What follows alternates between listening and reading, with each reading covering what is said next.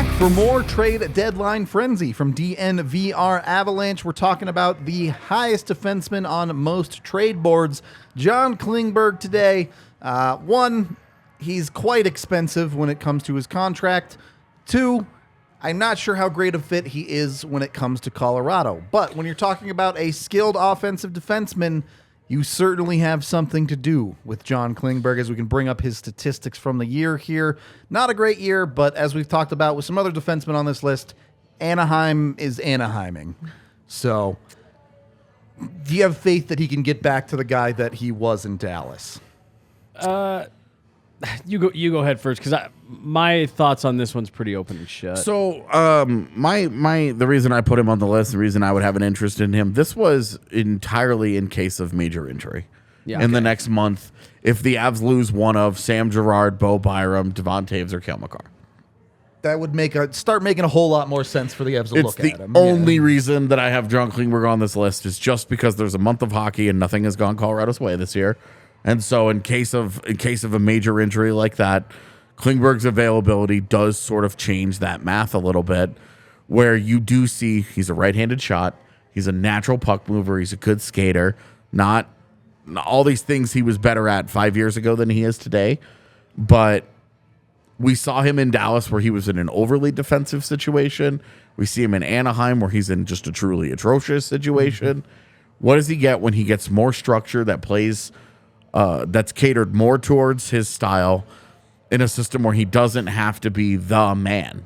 He won't have to come in here and be top dog.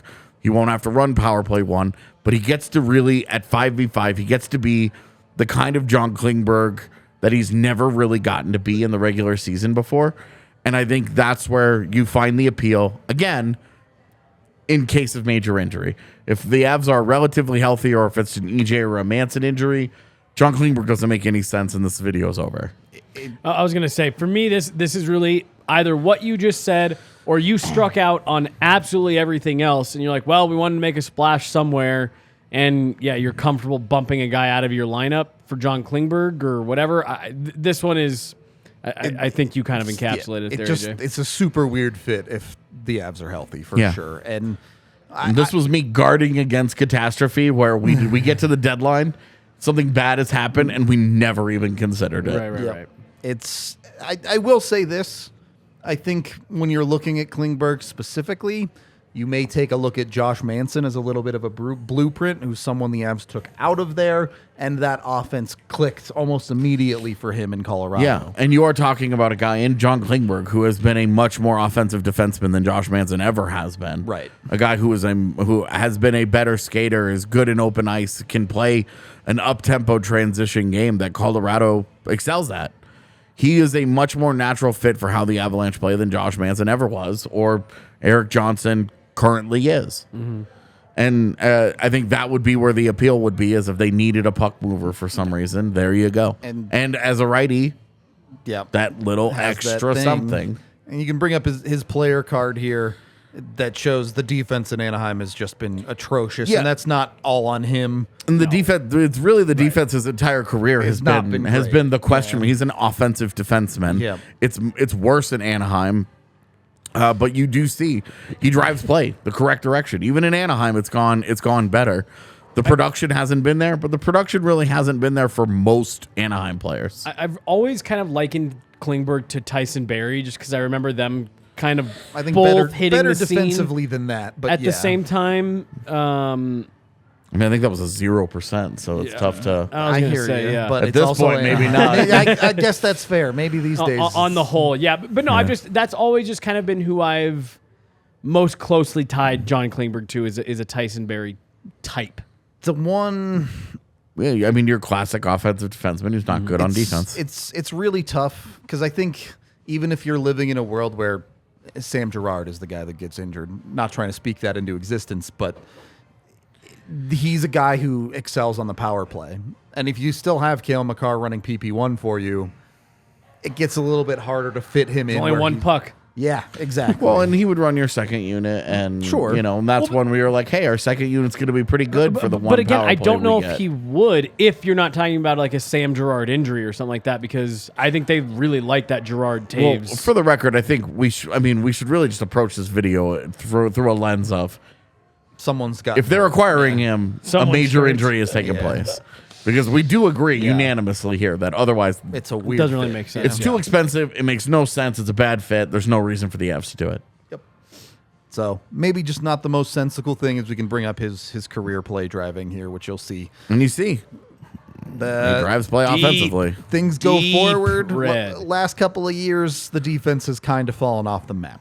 Yep. Yeah. Again, we talk about Avs stylistic fit, but you have to understand if you're in a situation where you're talking about bottom pairing D, you can't have too much of the same thing. You need defensemen that actually play stand-up defense for you, too. Yeah, I mean, you do need balance somewhere in your lineup. And this would be a guy where I think really like this is if Makar is the guy that's hurt and you really need An offensive flash. you really need a guy that's going to push the pace for you. That's really like where Klingberg would be the fit because that's all he does. He's not going to be on your PK. He's not going to be closing a game for you. He's just a guy that at 5v5 and on a man advantage that you want him to push the pace and produce points. Yeah, I mean, I really don't have a ton else to say. One of the names that's been out there that probably just doesn't end up in Colorado, barring something weird happening. Yeah, and just doesn't make sense. And again, unless there's a major injury, that person goes on LTIR for the rest of the year, and that's where you put that money. Yep. Yeah. So, yeah, you can see his career air Mark's words. The offense has always been pretty good. There was a brief dip in Dallas, but the defense has totally fallen off the table. Yep. It's just the reality of where he's at.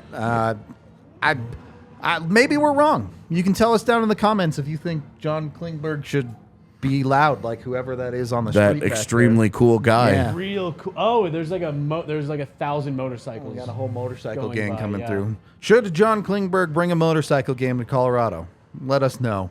We're going to wrap this one up. We got a couple of videos left here still coming for you with some interesting names for Colorado. More interesting than Klingberg, I think, at least. So be sure to check the playlist. We appreciate all of y'all. Like and subscribe, do all that stuff, and we'll see you in the next one.